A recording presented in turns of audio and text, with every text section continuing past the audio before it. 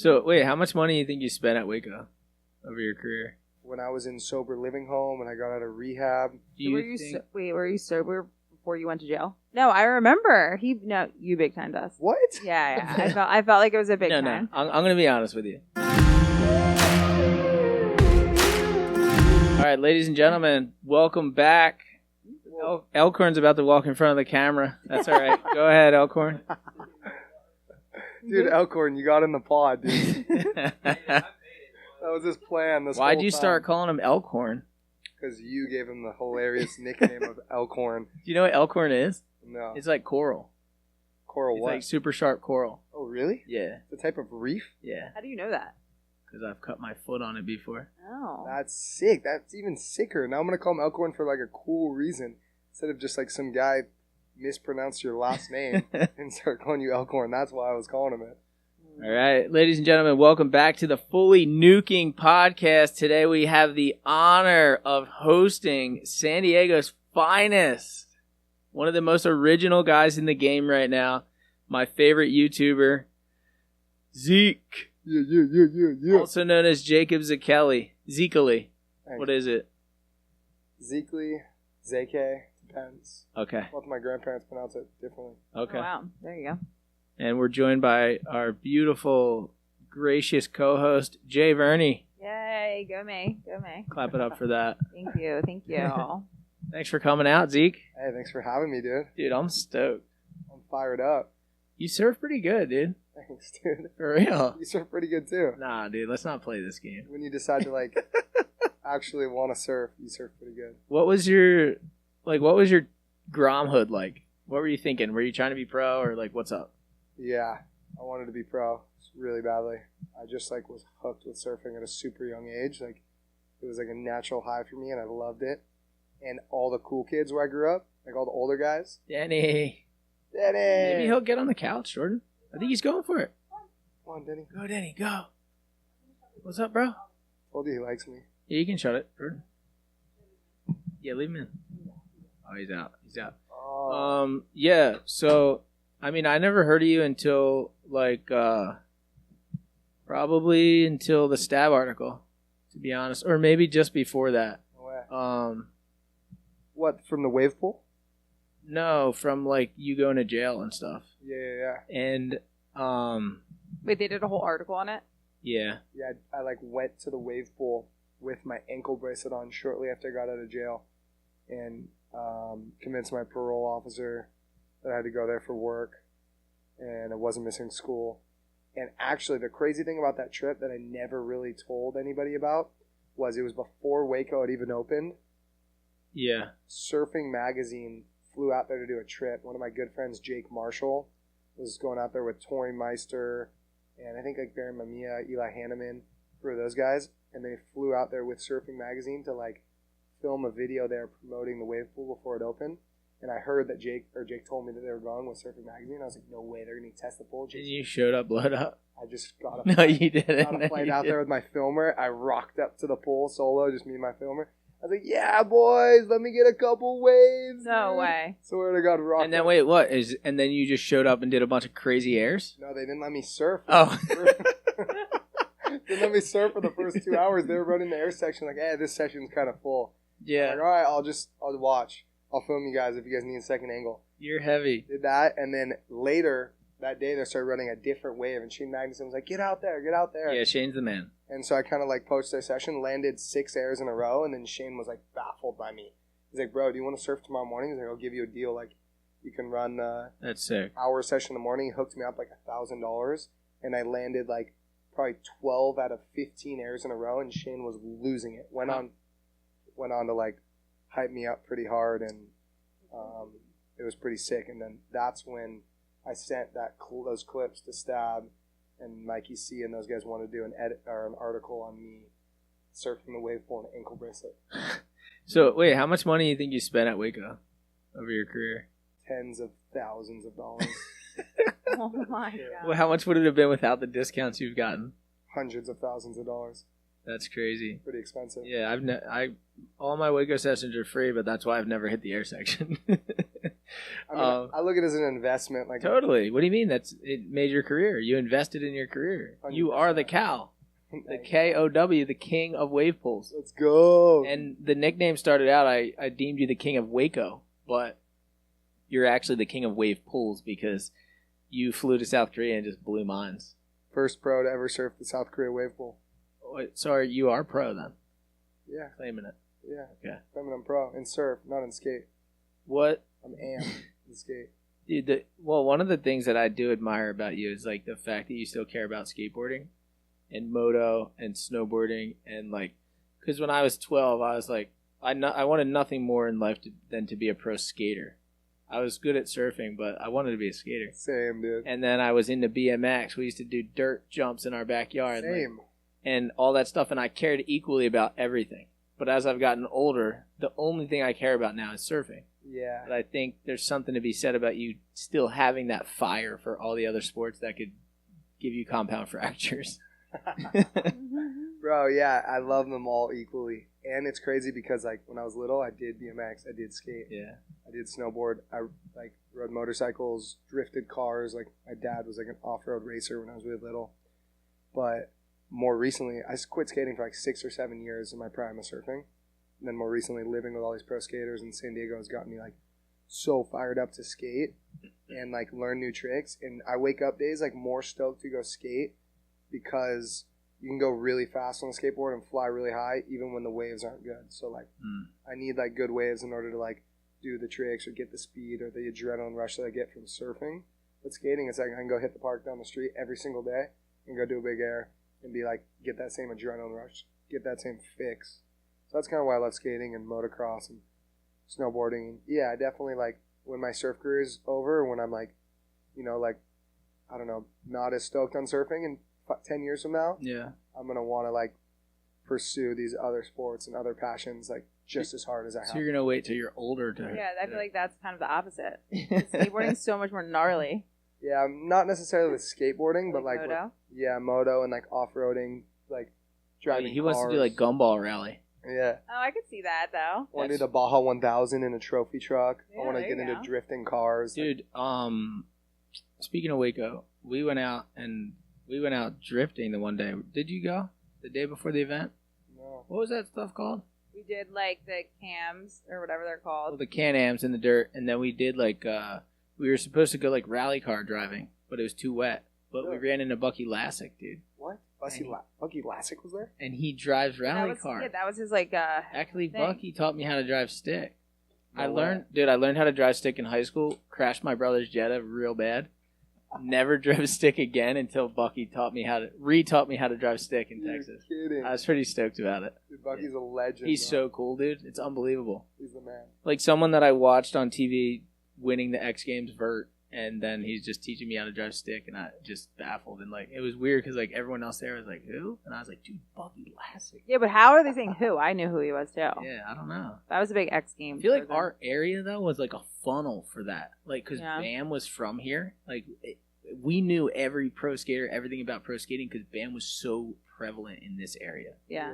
Well, he was our local celebrity, like literally, and then a worldwide celebrity. But it was a big deal around here. Yeah. He was one of the biggest skateboarders of all time. Yeah. At a certain point, he was selling more skateboards. Arguably the biggest. He was. Yeah. I mean, Well, he was because he crossed boundaries. Like I knew him because of his show. Yeah. So like it wasn't just like you had to be into skateboarding. Most skateboarders you have to be into skateboarding to know. and he sold more skateboard decks than Tony Hawk for a good period of time. Crazy. No. Which is like unheard of. That'd be like you selling more surfboards than Kelly Slater. Yeah, that would be hard. Yeah. Especially because he has the whole company now. every surfer is his. Speaking of Bam, though, you're boys with Bam. Yeah, I talked to him last night. He called me while I was about to go to bed in your guest bedroom. No way. Yeah. Dude, That's crazy. I think you're boys with more like celebrities than anyone I've ever met. How do you do it? I don't know, dude. I have like a wide variety of interests. And so I feel like it helps when I go to link up with pro skaters, pro dirt bikers, or friends in like all those different industries. It's like I have experience and like knowledge in all these different fields. Like with Bam, it's like he was so stoked on like skating. We got to talk about skating, but he was so stoked on like so many other aspects of life that we connected on. And then like same with Steve-O and Poopies and Casey Neistat and all these other like big names. It's cool. I don't know. I just have a lot of interest, and I feel like I'm a people person. I'm like a social butterfly. I like to just. You definitely are. I like to talk to people. 100%. But you are always doing something. The first time that I ran into you in real life, you didn't talk to me. I think I did. You didn't. You big leagued me. Nah, dude, you big timed me. No, I remember. You big timed us. What? Yeah. I felt like it was a big time. No. I'm gonna be honest with you. I was coming out of the water. It was at the luau. I knew who you were, and I had given you a 10 earlier in the day in the contest. No way. I was kind of a fan, but I was like on the edge because like I don't know, your like persona is kind of like crazy sometimes. So before someone gets to know you, they might have the wrong idea. But I was walking out of the water, and I think Jordan was even walking next to me, and I was looking over, and I saw you, and you looked up, and you gave me like a nice like a head nod. Well, you didn't say anything. I didn't say anything, but I think we knew. We were like, you're bound to be friends. The guy right there. I don't know. At that point, it wasn't looking good. But when I ollied the pipe, and I did a body varial, ollied the pipe, yeah. Zeke commented on my post, and he's like, that was sick. Yeah. And I just thought it was funny because like a lot of like hardcore surfers like don't think that's sick. Don't like show their cards like that. Like they won't give credit to people. Yeah. And I think like one of the best things about you is like you just let it rip. And it's funny because we're very different, but we're very similar at the same time. Like you have the way that you live your life, and I have the way that I live mine, but we both live our lives the way that we want to. 100%. And it's crazy. 'Cause I think that's why we get along so well, because it's like we're both living like our truth all the time. For sure. And it's crazy because like we're totally different worlds, but a lot of similarities. Yeah, we like to have fun too. We're doing what we love, and we like to have fun. And it's rad. Like I'm super grateful for you guys having me here. Of course. In Jersey, dude. It's been sick. And just like, I don't know, surfing the wave pool, surfing the old novelty zones yesterday, and then just like having you bring up all these opportunities for like, we can go lake surfing, tanker surfing, ferry surfing. I'm like, dude, you're just like me. You like to fire it up 24/7, nonstop. And like, yeah, obviously I'd probably rather go score like some big barrels in Barbados or Indo or something than go to a lake and a river wave. But I admire what you do, and I have so much respect for everything you've built, and it's sick. It's different out here though. It's weird. It's a weird line that I have to dance because my career was built off of those types of waves. And it's like, yeah, of course I like 10-foot faces, perfect tubes too. Who doesn't? Yeah. But like what I've created is that chasing down that impossible dream. So like it's kind of my thing, So like I'm in it. And when I'm home, like, yeah, I have to turn every stone. Like I can't, like in California or Hawaii, I feel like there's so many waves all the time that you're just like, whatever, we'll go rip. Like here, It's like we get waves for 3 hours, or I'm doing what we did yesterday. You know what I mean? Like it's true. Dude, like after tomorrow, there's no waves for like days. Really? Days. Yeah. But I mean, I feel you though. Like I, for so long, wanted to be a pro surfer, like qualify for the world tour. Yeah. And like do that route. And like every single day of my life was training for like contests. Yeah. For so long. And then at a certain point I was like, I don't like contests anymore. And now it's like I want to be like the best surfer, but in my own genre. Like I have dreams of like creating new tricks and like riding new waves and putting out the best surf part. Like elevating our sport is like what are my goals, like to land like 720s and do like get the biggest barrel and come out and do the biggest air. Like I just want to like push the limits of surfing, and also like give Groms like something to be inspired. Yeah. Like too, and it's kind of like changed from like competitive surfing to that to now it's like almost even changing to like making cool videos that inspire kids and leave like a positive message. Yeah. So it's changing for me, like kind of like your career has. Yeah, for sure. The beauty about this day and age too is that, like, say if it was 20 years ago, and we wanted to do this, we would have to put together a pitch deck, convince a production company to budget a pilot, get them to film it, nail it, pitch that to the network, and then the network would have to pick it up, and you'd have to be on TV to do this, really. Or selling VHS tapes somehow, but that's hard to break through. Sure. So, it's crazy that we live in a day and age where, authenticity and literally going out there and being yourself, you can be successful at that. 100%. And it's totally amazing for you and I. Imagine if we didn't have the opportunities that we have. Yeah. It's a good time. And we own our own vertical. We can put out whatever we want to put out. I just made the decision, last night, to blow off a WSL 5000 event in Barbados to stay in here and hang out with you guys. Yep. So you have the opportunity to ruin your own career if you want. So why do you surf contests?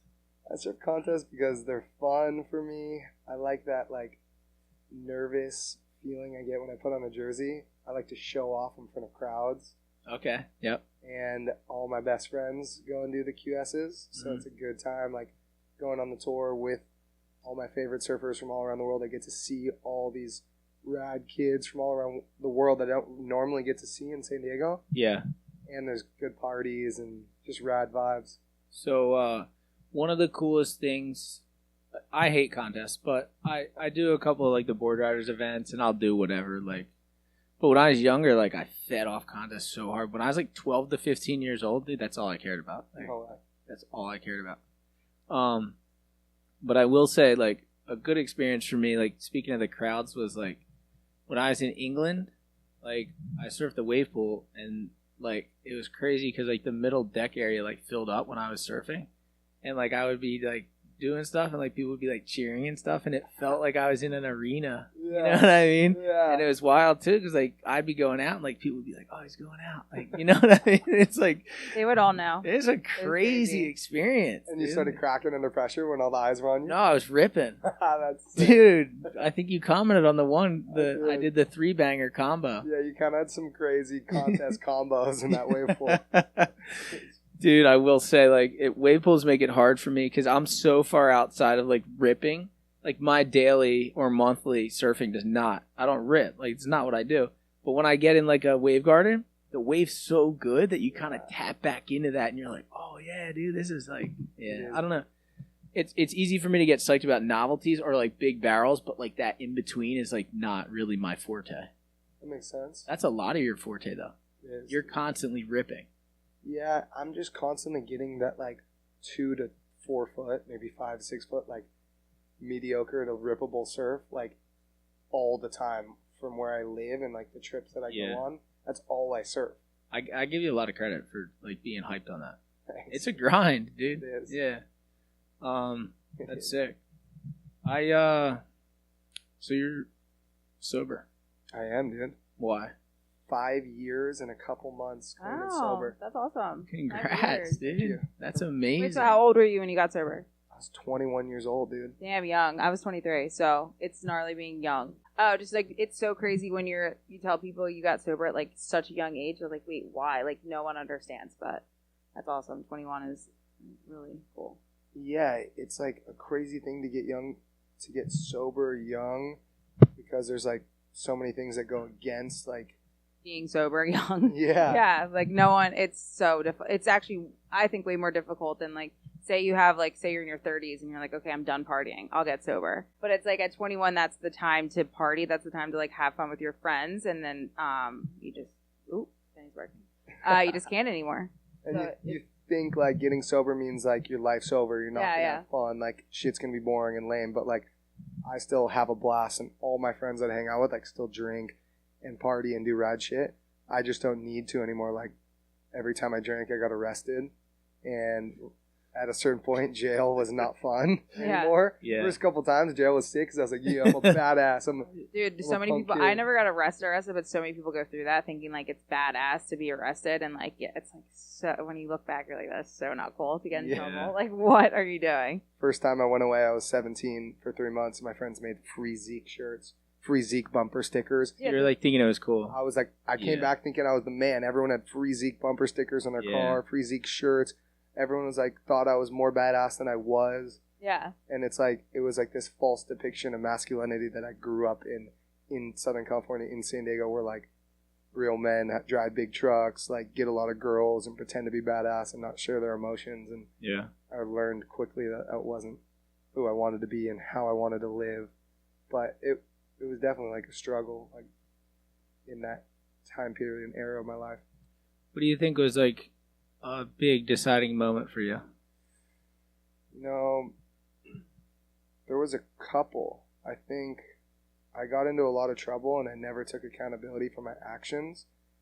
And it was when I was in South America and I had tried getting sober for a little bit before, but I was 21 years old. I was in South America drinking, smoking weed after a surf contest. I lost, and I was partying with like Chris Ward, Jack Robinson, like all my friends, Lele, Skip, Remy, all the boys after the contest. And at a certain point, like they were done partying and they were getting ready to go to the next contest, and I was still partying like in this little town and felt just like shitty inside and like just felt like empty. And like I got a call from my mom and she was like, cops came, they raided our whole house, 7 officers handcuffed me and kicked our dog. Like, what the F did you do? And she was just snapping and she was crying, and I just felt like shame and guilt. I burned all these bridges with my family, and it was like everything started to kind of like hit me, and I got all these emotions, and So what did you do? That they would raid your house? I ended up like getting into a couple drunken fights and got 2 felony assault with a deadly weapon charges on 4th of July. One was like I hit somebody on my skateboard, and the other one was I opened my car door and hit some guy. Damn. So, what they were you just bounced out? Like you never got arrested for those things? Like they were kind of just like not really looking for you, but a warrant was probably issued? Like exactly. Did those things on the 4th of July. That happened on the 4th of July. Partied all night. Never came home. Never like had my board bags packed in my truck. Went to the airport the next day. Flew to South America. So videos surfaced of me doing that. Police reports were filed, warrants were issued, and I already had 5 felonies prior from the jail time I did when I was younger, and open cases, like a vandalism case of just graffitiing and like stealing alcohol when I was underage before that. And those cases were under investigation. So once the district attorney finally compiled all this stuff, I got a call saying like, you're looking at like 25 years in prison at least. You have 7 felonies, and like they're violent felonies. You've already done time. You already have a criminal record. Like, you're fucked. And that's when like all that shit hit me, and I just like surrendered. I was like, I need to get sober, and I'll do whatever it takes. And then having to come back to San Diego and go to jail. Yeah. It was like I was just like, all right, I'm just gonna own up to this shit, so my family doesn't have to suffer anymore. Were you sober before you went to jail? When I was 21, Yeah. when I came back and went into jail, like that moment, That's when you surrendered. that's when I started, Yeah. like my sobriety date, Oh, okay. July 27th, Nice. 2017. That's when I surrendered. I stepped foot back into San Diego, across the border, and surrendered into jail. And then what happens is they book you and process you, and you spend time in jail, and then they're allowed to bail you out. But I had like a no bail.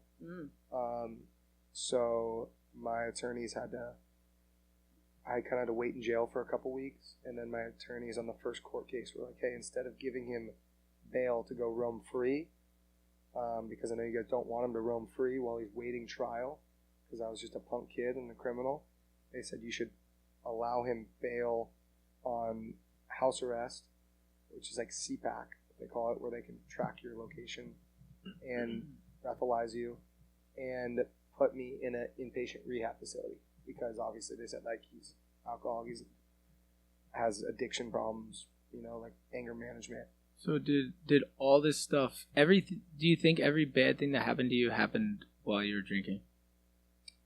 I don't necessarily think it was like while I was drinking. I just think I have like those alcoholic like thinking patterns and tendencies and like addictive personality traits.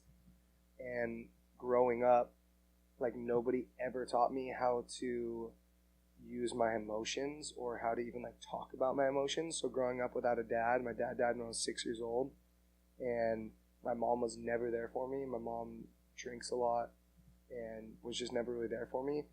I feel like I had these like emotions, like I was like pissed off at God or whoever took away my dad.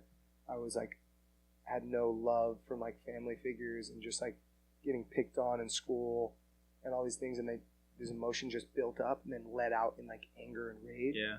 And then on top of that, I had this like hole inside of me, this like void that I needed to be filled, because like I would go home and nobody would be there to like love me or show me like support. And so when I was out at school or out at parties, I always wanted to be the center of attention and show off and get all that outside validation.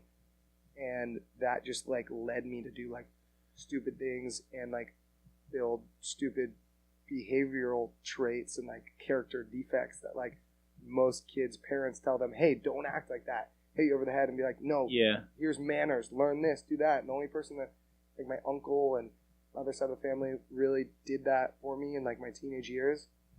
But it was like so many years I went without role models or parents and guidance that like they couldn't fix all the unhealthy behavioral patterns I did. And then when they tried to intervene, my mom would always like kick that side of the family out of our lives. Yeah. And so as I was really felt like alone for so long, and surfing and the beach and all these beach town like kids that I grew up with were like my outlet and my like friend group that I rallied up with. And those kids were honestly like, as much as I love them to this day and they always have my back, like they were negative influences on me. Like they always were hyping me up to do more savage shit, jump off a building with my skateboard, or like throw a bottle at that car because that dude was driving too fast down the street. Like do these dumb things that like punk kids do just because we're young and dumb and trying to have fun. Yeah, I think peer pressure. I mean, that's literally why. Like, it's funny because when you're young, you're like, oh, there's no peer pressure. I'd never get peer pressured, but you really do. And I think that's why when I used, that's why I used. Because it was literally everyone around me was doing it. So I wanted to be, like, cool, fit in. Like, I wanted to be that person that everybody else, like, I thought everybody else was. I thought everyone else was having fun. But really, like, the joke was on me because I was the only one that actually really had, like, a deep, deep problem. And I didn't realize that, like, I was, like, doing X, Y, and Z because of the actual issues I had inside instead of just thinking everyone was just my friend. I don't know. It's weird. 100%. But yeah, it's come a long way, dude. Yeah. Thanks, bro. And in a short amount of time. Yeah, I mean, like, getting sober and, like, stopping drinking and stuff wasn't, like, just for the reason of, like, getting sober. Like, I chose that path to, like, better myself. Become, like, a better version of me. Like, I have to work on myself, like, every single day. I was going to say, it's not all about being sober. Because you can be sober and still be a piece of shit. Yeah. Oh, so many people are. Because they take away the drugs and alcohol, but you're left with you. So at the same time, like, you have to work on yourself. And without working on yourself, like, imagine if you do just take away the drugs and alcohol of somebody. That behavior and how they treated people while they were drinking is the exact same person. Because you're years of drinking, years of doing drugs. Sure. So, like, how could you not be that person inside? For sure, it doesn't just click and you're like, oh, now I'm sober and I'm perfect. Like, it's not. And it's like this daily struggle still. For sure. You know what I mean? I was so selfish and irresponsible and, like, just dishonest and, like, this punk kid with all these, like, character defects. And when I got sober, I, like, fuck, it's not all about me. Like, I need to give back. And, like, I felt so much better when I was, like, doing things for others and, like, giving back. And, like, I don't know, I see that with you guys. You guys have been so giving since we've been here and so selfless, like, asking me what we want to do, what we want to eat, where we want to go. It's, like, it's rad. It shows in, like, who you guys are, and I'm still working on it every single day. Oh, good. I can say, just knowing you now, like, dude, you're a really sweet guy. Thanks, bro. It's pretty crazy to even, like, hear the depth of, like, how gnarly you really were. Yeah. And, like, just hanging out with you, I think we have a funny relationship where we push each other's buttons on purpose. Wait, can we just talk about how, like, this whole week it's been 2 days, but I literally am like, are they going to fight? Like, is this the moment? It's gnarly, guys. I think it's funny, and there's something there. There's a big brother quality there of me seeing, maybe subconsciously seeing how far I can push it to test, like, the real Zeke, and it's Ben is sinister. No, it's really. I don't think I do it on purpose, but I think it is something that I do, and I've noticed that about myself. but I will if like I guess I'm seeing like what's really in there, and I'm very stoked to know that like even if I'm messing with you, and I mean you talk a lot of shit back to me too, so it's not. Yeah, it's not like it's only one sided, but Ben's pretty uneven. But it's not like you snap, dude. It's good. Like so deep down inside of there, you're being real. Like you are who you are, and like you're not faking it. 100%, dude. It's good for me. I'm really happy to see that, honestly. Well, I always had a soft spot for Zeke because when I found out he was sober, I always just gravitate towards people that are sober, and I didn't know you, but I was just like, oh, I love him. Like I didn't care. Like, and when we were at Waco for the phone wreckers, like everyone was kind of like being. I mean, you were the pro surfer that came in, and like they wanted the show to be about them, let's just say, and then like you're a big polarizing person. Like for people, you take over a room or a wave pool. Yeah. And so people were like, "Oh, what's this guy doing? Like he can't." It's and then I was like, "No, like I was like standing up for you. I didn't even know you, and I was like, do not talk about that guy, just because honestly, if you're sober, like that's that much more respect." Thank you. In the start, and then you have to work up for trust and all that stuff, but like. Dude, I was just like, no, don't. No. Zeke's the man. Well, dude, like, honestly, like, I'm kind of like a pretty passive person. Like, I'm just like always like, whatever, I'll go. Like, I'm always in my thing, doing my thing, and I just kind of ignore the outside world, and I just like focus on what I'm doing.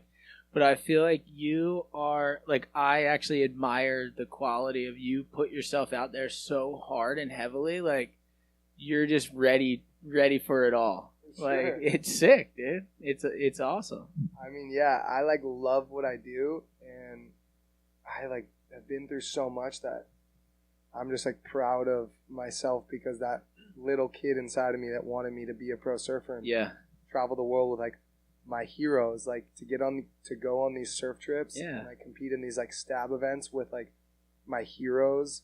Like that's all I wanted to be when I was a kid, and it's like I finally made it, and then I wanted all the attention, all the outside validation, and kind of like early on in my career, I realized like the more controversy, the more like exposure you get. Yeah. And like I like love myself. I truly love myself, and I don't care what other people say. Like I know I'm a good person. I know. Yeah. I support my friends and family and everyone in my crew. Like I look out for them, so I don't care what people say behind the scenes or like rumors that people start. Like I don't mind. So that's why I'm always like quick to like just do whatever I want to do and not even care if people talk shit or if it's like a controversial topic saying, and I know that like I'm just doing me. And I respect it. So, we live in a funny world, because like I say this to Jordan all the time. I'm like, sometimes I'm controversial without even trying. Like, for sure. Like, dude, like I guess I bother some people. Just because I'm like so stoked on like my shitty little novelty ways, and I don't get it, but I always choose to ignore it instead of lean in. That's just my. Oh yeah, because like I'm the type that once been like, so say there's somebody like making an Instagram something about him, and I'm like, I'm commenting, like I'm gonna like lose it, and then Ben's like, no, don't even like give it attention, or like if a online surfing thing says something about Ben, like I get so heated, and I just don't. He is just the chillest person ever, just lets it go. Yeah. I couldn't. I personally, if someone was talking about me, I'd have to say something back. Like I just couldn't. But I feel like it's funny because I think you lean into that on purpose. 100%. I like. It's just like see it as like I'm always just like I'm not that's good too though. Oh no, it's classic. I love it. I think it's classic. Yeah, I think give it right back to them sometimes. Yeah, if they deserve it. No, but like I definitely have a reputation for being like super mellow and stuff. But then sometimes if someone like comments or something, I'll throw back some heat. But I'll only like reply once. I try to make it a habit of replying once, and usually I smoke them. Like what's it called when you like I outnumber them. Like they'll get like 20 likes and I'll get like 80 or something. You know what I mean? and then other people will comment and be like, "Damn, Ben, savage! Like never saw this coming." You know what I mean? So, and I'm like, that's funny. I don't know. But some comments just hurt. Like some content can't move on from it or something. Sometimes I have to reply. Mean, dude, there's so many keyboard warriors out there. Oh, it's heavy. Say a lot of shit behind like a fake account or whatever. You get a lot of hate online? Yeah. For sure. I don't even like read most of them anymore, but like the hate fuels my fire to like keep doing what I do, because like at a certain point, like when I was in jail and like in rehab, like I was writing out goals and like dreams that I had to like make it like bigger than surfing, make it like outside of the surf world. Yeah. And like now that I've had a little bit of success and met all of these like celebs, but like well-known people in other industries, I've realized that surfing's like so small. And like there's only so many kids that are going to be able to make it as pro surfers and make a living and be able to do it. And I'm like, how can I help these hundreds of kids that I meet all over the world that want to be pro surfers that might not all be able to make it? And like the only way to do that, in my opinion, is to like make surfing bigger than what it is today. And you've done a good job of that. Like you've literally done something that no one before you has ever done, and you've reached like a level that like I don't think anybody thought a novelty, semi-pro novelty surfer would get to. Thanks, dude. And it's nuts, and I respect it. Yeah.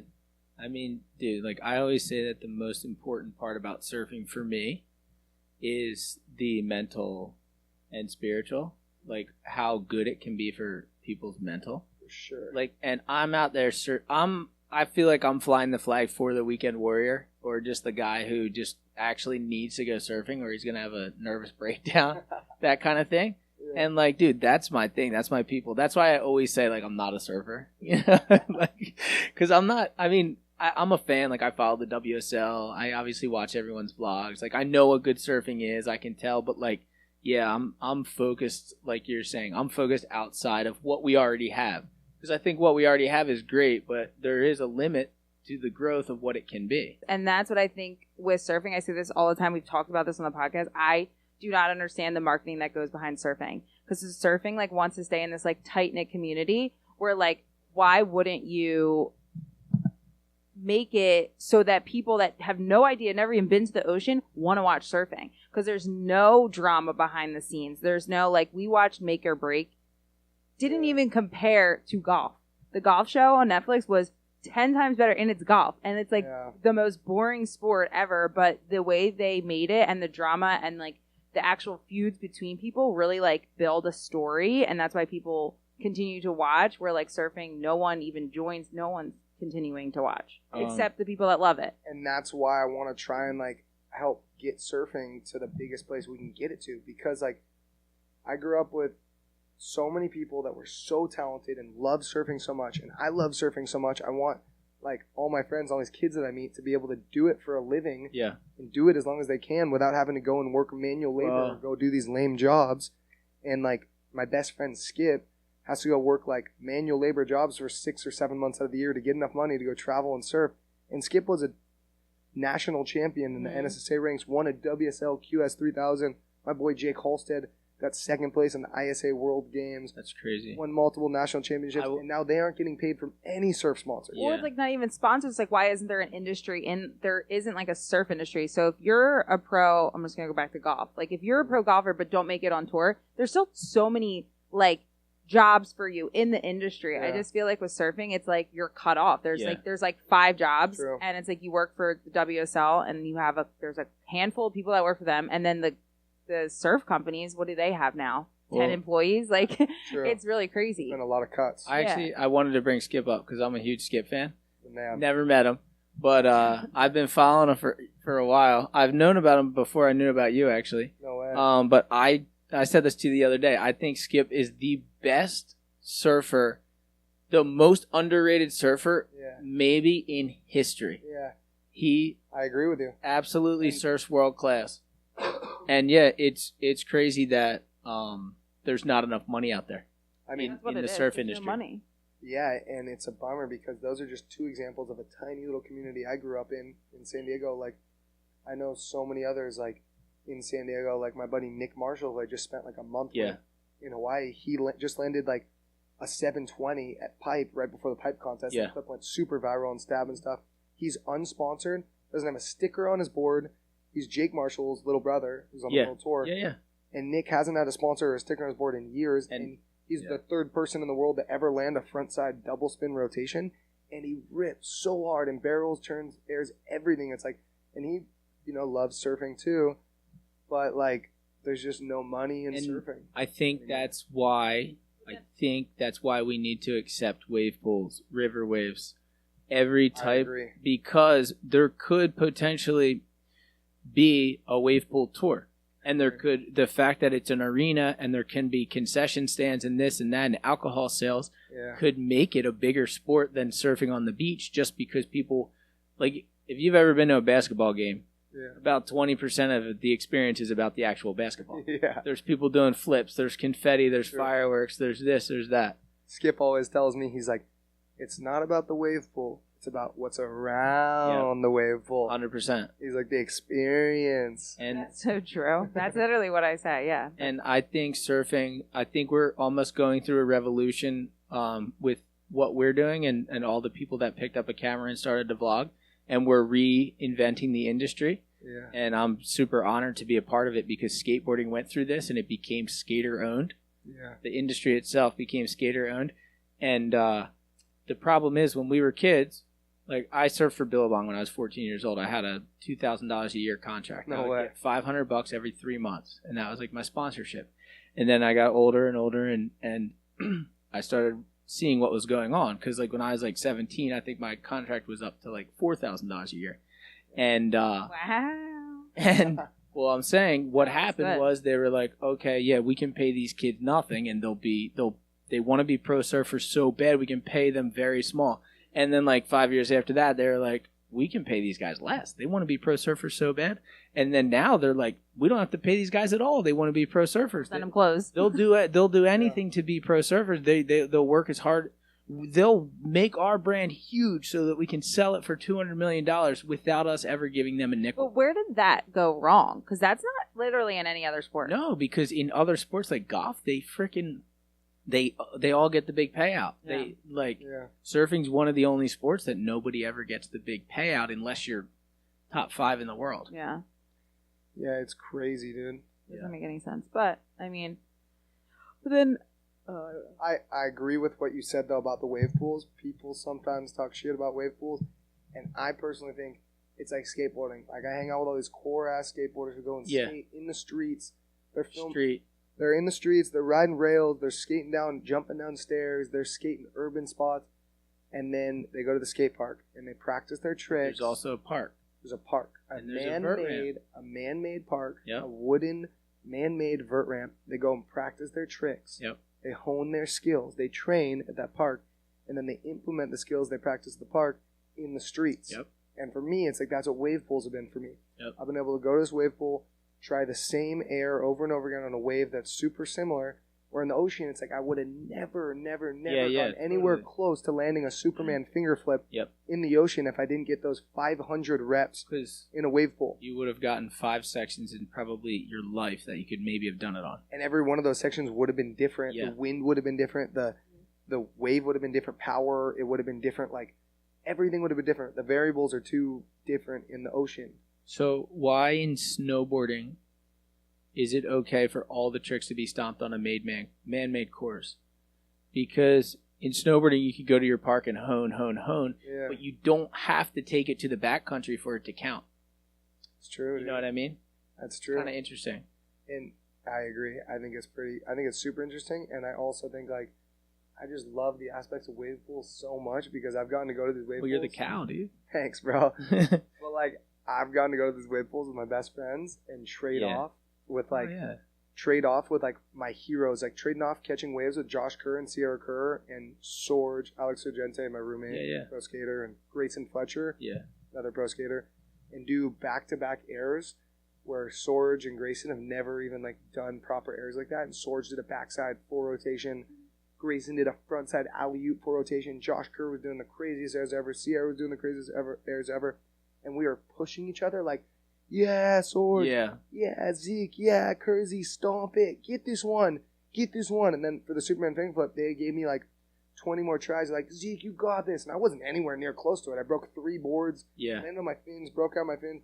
But they, like, wanted to see me get it so badly. Yeah. And, like, in the ocean, it's not like that. Josh isn't like, go on this wave, Zeke, go again, Zeke, go again. They're like, hell no, there might not be another wave that breaks. Yeah, I was going to say that. Yeah, there's like 4 waves for everyone to share. Well, we're all selfish, taking each other's waves. And then the wave pool is like this camaraderie and this like fellowship like of each other, pushing each other, like, and being so kind and like rad about it, like skating. And like Yeah. I just haven't seen that ever in the ocean, and in the wave pools, it's so fun. And yeah, in the ocean, like if you're hooting for someone, it's going to be like one time while you're paddling out, you see your friend on a good one. Yeah. I mean, I hoot for a lot of people, but I'm definitely outside of the... You're more stoked than the normal people. I always fire people up on purpose just because, like, I'm like, I got to be there. Like, I got to, I don't know. I want to send that out. But, dude, even the other night, like, we would never have the opportunity when we were doing that session. Like, that was like a mini version of what you were talking about, but you paddled up to me and you're like, dude, bend your knees. Yeah. And then like the next wave I bent my knees and I landed the Superman. Yeah, and I exactly, was like, dude. that would never happen in the ocean because you'd be down on freaking 38th and I'd be on 35th and I'd be like, Zeke, should we get out? It's cold. Like, exactly though, bro. Like I literally watched like some of my favorite surfers ever, like Sierra Kerr, for instance, like trying slob grab air reverses. Yeah.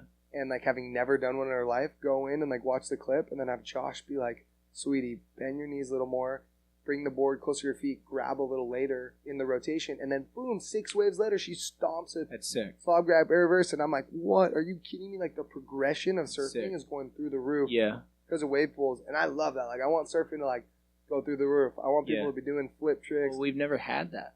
Like me and Jordan were talking about that the other day. Like surfing's been it has progressed so much slower than the other sports because we've never had that. Exactly, dude. Yeah. Skating and snowboarding and motocross progresses so quick, dude. We're stuck. Like we're slow. How many wave pools have you surfed? It's not about how many. Yeah, but I want to know. About how well he surfed. Yeah, so surfed Waco the best. Quality, not quantity. I've surfed Waco, South Korea. I guess if you call that one in Hawaii, New Jersey. Slater's wave pool. Enland. Oh, did you? Was that Austin, Texas? Yeah, I never got to that one. That's sick. Gone now. What about, have you been to the Wales? I haven't been there. England. I surfed a wave pool in the Outer Banks. But it was like a tiny little like, I just did an acid drop one. Have you been there? No. What? We're going tomorrow. Let's go. What's that one? I don't even know that. Top secret. Top secret. Well, it's like that person that has the wave pool in the back of their house in like Connecticut or something. Like top secret. Literally, I think that's like 7. I feel like Zeke could definitely get his way in there. Zeke could get us anywhere. Yeah, like that could definitely. He got us a full VIP access to this big snow. And I was like, Zeke, do you ever feel bad that these guys think you're good at snowboarding? And that was strictly because of Casey Willax. So shouts out to Willax. Casey Willax good at snowboarding, so he's the man. It works. The man. He set me up there, and I love his shit. So shouts out to you, Casey. Oh my God. How's the neck? Do you ever hurt neck? No, they just say that. I don't know why they say that. My neck's actually hurt from big snow. Yeah. So, because I was filming him. I was filming him go down the hill backwards, and I was like, oh, I'm going too fast backwards, and I turned a little bit, caught a rail, boom, right onto my shoulder, dude. But I got back up and got the clip. Dude, yeah. You blew it. The clip, and I slammed trying to big back 360, and dude, now my back and neck hurts. This guy would love to do a back 3 and break his wrist right before the wave pool. He would want nothing more. Yeah, I had to carry the team, dude. My back hurts from carrying the team on the snow resort. Oh, dude, no thank you. Yeah, no thank you. I'm retired, dude. That place just doesn't do it for me. God. Wait, I have a question about the sobriety thing. I wanted to go back to it. Yeah. So when I got sober, I like completely cut out everything. Like completely cut out all my friends that I used to use with, all the parties, everything. But then I look and I see that you kind of lean into that and you like go to parties and you're out late, and I know you drink Red Bulls or whatever your energy drink that you're of the day. Sure. And how do you do it? Because, like, I have not been able to, especially in the beginning. Now you're 5 years, so I get it. Yeah. But in the beginning, I could not. I would have used. Yeah, it's tricky. I think for every circumstance is different. For every person it's different. I have so many friends that can't do what I do. Mm-hmm. And then I have a bunch of friends that are sober and can do what I do. And I think early on, I built such a good foundation of, like, recovery and, like, working on myself. Mm-hmm.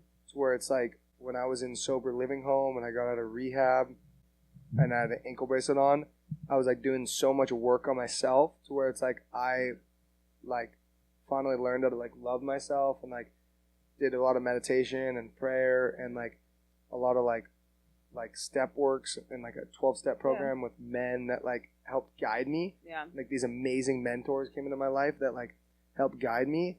And they were like, all right, if every other aspect in your life is in order, then you can go out to this party. You can go look for girls because you're single, and that's what 21-year-old kids do. They go out and chase chicks. Yeah. And so it's like I was going out to the bars or to these clubs to meet girls or to like have a good time with my friends, like go to a sick rock concert, rap concert, whatever it may be. It wasn't like I was going out there to get drunk or to get high. And so like my intentions were in order, and that's how I was like so, I guess like spiritually fit and able to like go do that. But it wasn't always like that. Like, dude, there was a couple kids in my sober living home when I was a year clean and sober. And these kids had like a couple months clean and sober. Like, yo, Zeke, like, yo, shit looks so sick. This kid from Jersey. He's like this 27-year-old, like, tall, 6-foot kid. He was like, let's go out. I want to go out with you to this big U.S. Open party. So I took him to the U.S. Open with me. He was like a couple months clean and sober. And the kid relapsed. Yeah. Someone just like, this pro skater guy who we looked up to was like, yo, you want a shot? And he's like, yeah, fuck it. And I was like, Crazy. I got home, brought this kid home, and he was like wasted. And I was like, yo, did you drink? And I was like, bro, what the? And I just like, I was like, dude, I got to be careful. Like, not everybody can do what I do. Yeah. And I also have to like continue to work on myself and make sure that they're working on themselves because everyone's got their own shit inside, you know, and I don't know what some people are going through. For sure. So every case varies, and I've definitely been super fortunate to have like an amazing crew of sober dudes that I hang out with on a regular basis. Like, so when I do go out, I'm with a sober crew. I got a sober wingman, and like they're rolling with me. And like now I have like an insanely awesome girlfriend who like never pushes me to drink, like knows I'm sober and respects that. And like we leave early. It's a big deal.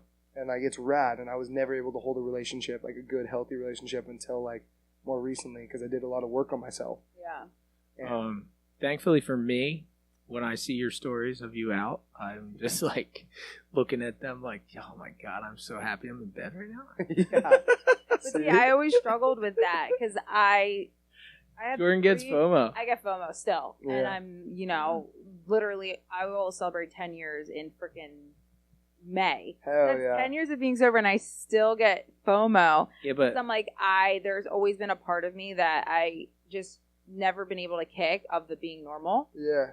And I'm like, dude, I just want to be that normal person. Not that I want to be at my age going out to the bars every night. Like, that's just so crazy. But I still get the FOMO of the summer and having those good times. Like, July 4th was I always say my holiday. Like, I loved it. And now I'm like, yeah, I can enjoy it to a point. But then it's like, it's still that difficult, like, if I was able to drink, like, would this be funner? Or, like, could I last longer? Because, like, now, last night, what did I last till? You picked me up at 10:30, and I was, and I slept till 10. Your eyes are bigger than your stomach, though. No, they are. You're like, I want to get out there, and then we go out, and like, how is it, Jordan? She's like, can we leave? Yeah, I know, and that's like we go to the Red Bull parties when Yeah. we're at Red Bull events. Yeah. It's like, why not? You're already there. But I feel like we just haven't been to a fun party. You Like, know? I feel like Zeke's parties, like, You gotta- look fun. You gotta come kick with me. I want to go to Zeke's parties. And my friends fire me up to like, I love the parties where there's like a skate ramp or something. Everyone's drinking and partying, and I'm able to like skate. Yeah, have that's fun cool. skating. That's cool. We used to. But Zeke's parties look fun. Like, I'm not gonna lie. Like, I Jump get off the FOMO like roof. I his think parties. Zeke just makes everything look off the He chain. does. He's a good storyteller. I'm off the chain, bro. On his What do you on his expect? Instagram stories, he's a good storyteller. Yeah, I'm lit. Yeah. I know, dude. You're such a good storyteller in YouTube videos. I'm such a good storyteller on Insta stories. You are. We should teach each other. Do like a Yeah, crash because Ben course. does not know how to. I'm Instagram retired stories. from Insta stories, dude. I'm Insta over stories. All he does is repost. That has been. No, it. dude, you gotta watch that. Dude, come on. No, I'm just That's kidding. what my story's for. You're That's crushing all it. he cares about. But I do like that topic because so many people think that like you get sober and your life's over and it's boring. yeah. But when I got sober, I was in this sober living home and I was introduced to this guy, Tommy Caudill's ex pro skateboarder. He owns a company, XYZ, with Steve-O. oh yeah. And Tommy's the man, and he's been sober forever. And he showed me like the first couple days, like, yo, look, we do fun shit in sobriety. And like they're always fired up to like That's sick. surf, skate, do action sports, Moto. and do fun shit in sobriety and like run with a cool young crew of guys that are like ripping, having a good time, and like working on themselves and giving back. And he gives back. Like, he does so much for other people, asks nothing in return. And that's just like Steve-O. I met Steve-O like a couple months into being sober. Yeah. He hurt himself, and then was living in the sober living home. Oh, really? Yeah, and I've never met anybody who does so much for other sober guys and doesn't like boast about it. That's awesome. I've never even heard anything about it. So he does so much that's in amazing. the sober community, like mentors so many guys. I'm actually really happy to hear that. And he never brags about it on social media or Instagram or anything. Like, he gives back to so many kids and mentors so many people and never talks about it. And he is a perfect example of like what I was saying with the sober crew. Like, his manager, agent, tour manager, filmers, editors, they're all sober. He rolls with a sober crew, and he goes and does rad shit. Like, my roommate was at like Nija's big movie premiere the other day, and he said Steve-O was there, like, firing it up with all the young bucks, like at midnight in Hollywood. Like, that's what Steve-O does. Like, so I kind of got an inspiration from the older guys that were doing it. Yeah. And there's so many other people that are having fun in sobriety. You just have to, you have to piece it together properly. I have a friend that I went to Nicaragua with, and we were just driving in a long car ride, so he was asking me about it, and he was like, "Do you ever think you'll drink again?" And I was like, "Nah, like, I have no reason to drink again. I don't even think about drinking again." And he's like, "Well, like, don't you want to be normal?" Yeah, some people like don't get it. And I was like, do I want to be like normal and like go to Maine or just stand at the bar and spend $60 on a couple beers, or do I want to ride the longest novelty wave in Pensacola Beach? Or do I want to go tanker surfing with the boys and be able to wake up at 5 a.m. so I can chase the dream? True that. Like, I mean, normal for me is just done. It's out the window. Like, but it's not normal because I don't need it. The best, it's like our society just saying that that's normal. Like, you have to be drinking to be normal, and when you're not drinking, you're abnormal, which is so crazy because it honestly should be the opposite. But like when he said that, it like hit me. I was like, what is he talking about? I felt the same way for so many years. I was like, fuck, I do want to be normal. Like, I want to be like them. I want to be normal. And then at a certain point, it hit me. I was like, dude, I want to be abnormal. I don't want to be like anybody else. Yeah. I mean, now it's like changed to the point where like winning contests and like pulling like hot chicks used to feel so good inside. Yeah. And now I like wake up the next morning, it doesn't feel good, and like winning a contest doesn't feel that good. Like putting out a crazy video and getting 10,000, or I've gotten like 100,000 likes on like the finger flip video. Yeah. Like, it doesn't feel as good as like giving back or like helping somebody or leaving like a positive mark on the world. That's amazing. And like I think like down the line, I'm not saying I do a lot of good shit and like give back and do community service, but like at the end of the day, when life's said and done, everything's over, like I want to try and leave a more positive mark on the world. Than, like, but you're aware of it now. Like, you're so young too.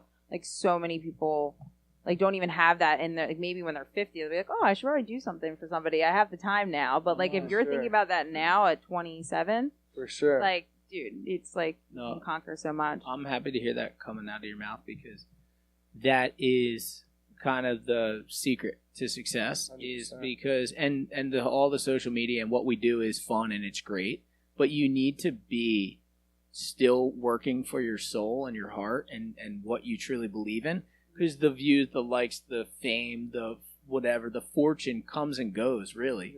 But at the end of the day, like, what you left behind, your message and how you've treated people and continue to push forward something positive will stay forever. 100%. And I recently had an interesting situation where I was kind of lost after I broke my collarbone, and I was questioning what I wanted to do. And like, just to condense the story down, I pretty much was like falling prey to the outside world and thinking about other things other than what like got me to where I am too much, and I was falling prey to, like, I guess, not believing in like how I got to where I am.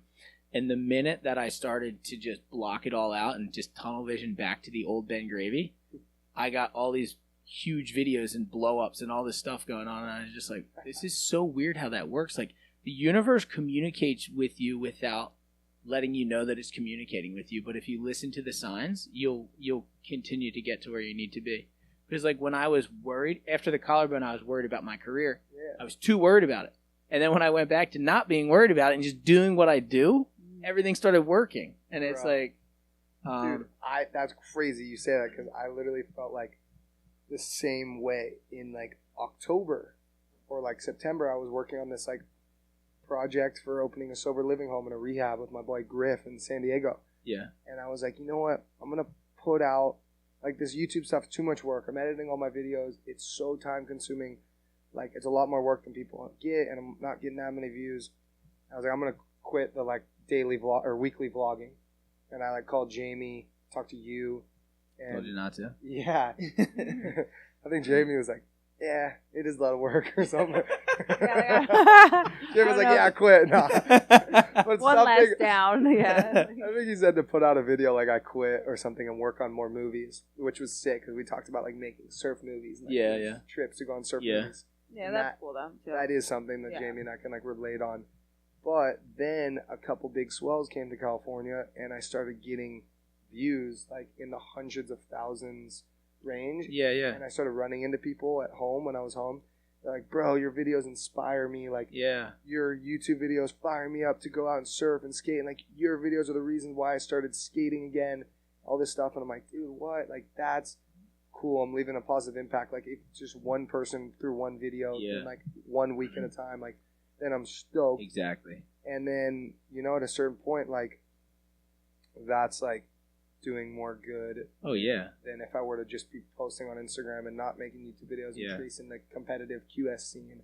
So I'm doing it for others, I would like to think. But. Yeah. Well, dude, what's crazy about that too is like I've been up and down and doing it all for like 7 years. I've been able to do this for a living, and it's like sometimes people come up to you and they actually don't realize how much you needed it, and like they're letting you know how much you've changed their life and influenced them, but they don't realize how much you might need that in the moment, bro, to keep you moving forward. 100%. And I've had a couple that were like, I was like on my brink, like not in the flow and not in the vibe that I wanted to be in, and I was thinking about giving it all up, and people just come up and they're like, yo, like I was contemplating suicide, like you changed my life. Like, same, bro. It's heavy, dude. I agree, dude. I've been right there with you where I'm like not as motivated to continue to surf and make these videos. Yeah. And people come up to me and tell me how I've helped them get through struggles with like a family member passing away or crazy instances in their lives. I'm like, fuck, dude, like you don't, thank you, bro. Like you're helping me more than you know. Like you're helping me just 100%. As much as I'm helping you, bro, by telling me that. And like I watch you do it with your fans all the time, bro. Where like you give every single fan the time of day. Of course, and, like, dude. You like treat them like your homies and friends, and that's so cool. Like I try and emulate that because no matter how busy I may be, or even if I want to selfishly go like hang with my friends or spend time with my girlfriend, like gotta like really give up a couple minutes to really spend time with those fans. Well, I always used to say like, who the fuck am I? Like why do I deserve any of it? Like the fact that if I would think that I was too good to talk to someone for 5 minutes, then I have a problem. But this goes back to kind of what I was talking to you about in the car the other day. Like, it's nice to get a ton of views and feel like you're killing it. But, dude, at the end of the day, 10,000 views with the right 10,000 people watching, even 1,000 views with the right 1,000 people watching is a huge deal. It can change the world. And that's where I always get back to and remember that that's the most important part. Because sometimes I'll tell Jordan, like, like I know I've been talking about it a little bit recently, but dude, I went through some heavy shit after this collarbone thing. It was the closest I've been to giving up. But dude, like 6 years ago, if I was getting 2,000 views on a vlog, I would be screaming. Mm-hmm. Yeah. Like, this is it. You know what I mean? Like, I remember the first time I got 1,000 views overnight on a video. It was actually in the Great Lakes. No way. And I was like, woke up and I was like, Mac, it got 1,000 views. Like, oh, so cute. Like, I die. Frothing. That's sick. Frothing, dude. And it's crazy. I don't know. It's a crazy business, dude. Well, it is a crazy business, bro. Everything now, because like you see these inflated views that you're just like, well, this person's getting 1 million, and like, you don't always have to look at other people's stuff, but it doesn't help that if you do, and you're like, well, what am I doing wrong? But then you have to go back and be like, damn, I'm so grateful that like, even that there's 30,000 people. Let's say you get like 30,000 views, whatever, a daily vlog. That's 30,000 people. I always think about if you got 30,000 people in a room, Oh yeah. or in a stadium. Well, Like, dude. that's insane. Dude, That's like not a joke. That's a lot It of is people. insane. We had 1,111 people at our movie premiere, and Yeah. it felt like the Coliseum. No, it felt Yeah. like the most. I was shaking. It felt like a So football sick. arena. Well, dude. you had a big premiere too, right? Yeah, my Zeke and Destroy world premiere in Encinitas was pretty big. They counted, or the police said there was over 800 people when they shut it down. Crazy. Dude. That's why they shut it down. Yeah, they shut it down. But Zeke, that's why I genuinely love what you do, and I throw you random text messages like, keep killing it, dude. You're the most genuine guy I see out here. Like, Thanks, bro. and I mean it, dude. I do. No, I appreciate that, dude. And you're right. Like, what you just said, like, is so inspiring and moving for me, because sometimes I forget, like, how good I have it, dude. Like, I should be dead or in jail. Yeah, But dude. instead, like, I'm living a life out of my wildest dreams today, and, like, I'm so grateful for, like, every moment of it. But sometimes, dude, I forget to be grateful. I forget to, like, stop and take it all in and, like, remember how lucky I am and blessed I am. And Dude, my first building block. Like, sometimes I get to the point where I break all the way down. My first building block is that I'm still sober. That's the first block I put in the ground. yeah. And then it's like, and then I start remembering, like, yo, I've accomplished this, I've accomplished that, I've accomplished this, and nobody can ever take it away from me. Yeah. And it's like, 100%. you know what I mean? I mean, And you go from there. bro, when you do jail time like I have, it's like you can be grateful for the littlest things. Yeah. Food on the table, music, warmth, not a cement bed, not like Yeah, the dude. biggest, scariest, snoring roommate where you can't sleep. Like nights where you're freezing cold with no warmth Yeah. because they keep the jail cells freezing and frigid temps so that all the gross smells and shit don't get out. Or even the ability to make a decision. Like, I'm going to just go down to 7-Eleven right now. I'm just gonna go walk outside with Denny. Yeah. Yeah. And, Animals, something to be grateful for. A pet. Denny's the oh, sweetest yeah. dog Denny, ever. Oh yeah, he changed our lives. Denny actually came, like, at my darkest hour, I would say. Yeah. It's crazy. Denny is the best. Beautiful. He helped beautiful Dad. thing. No, Yeah. Ben's gonna cry because he cries every time we talk about Denny. This guy cries. We'll be in the car just like talking about when we adopted him, and Ben just like starts crying. Oh, my girlfriend was tearing up when Ben was saying how Denny changed Ben's life. It really did. Denny was the best. Denny has helped a lot, but I mean, now you're making me cry with that. You're cute. No, it's pretty rad seeing Ben, how much he cares about Denny. Everyone says that. They're like, "Oh my god, when he's an actual dad, he's gonna be crazy." I don't know, dude. That might be my favorite kid. I know. All right. We crushed it, dude. I'm Okay. pretty certain we're over an hour. Yeah. But, ended on Denny. Dude, and there's still so much more we could talk I know. about. We're going to have to do it another round sometime. So Thank you, Zeke. Thanks for coming on. Hey, thanks for having me. Check out Zeke's YouTube channel. I'll put it in the description. God bless this man. Yeah. You're doing amazing things, dude. Thank you, bro. Thanks, guys. Proud of you, dude. Dude, thank you, and I'm hyped for what's to come the next couple of days in Jersey, dude. We got a lot of Jersey, New York, other states, surrounding states. We got It's a lot happening. of shit we still got to check off. Yeah, we just got to get out of the house before like 8 at night. All right, ladies and gentlemen, Zeke from California all the way to the East Coast came out, blew up the wave pool already, and there's much more to come. The dream. Yep, check him out. Off the chain. I'll put his Instagram on the screen here. His YouTube will be in the description. Don't forget to subscribe, leave a like, leave a comment for the dream. Thanks for watching.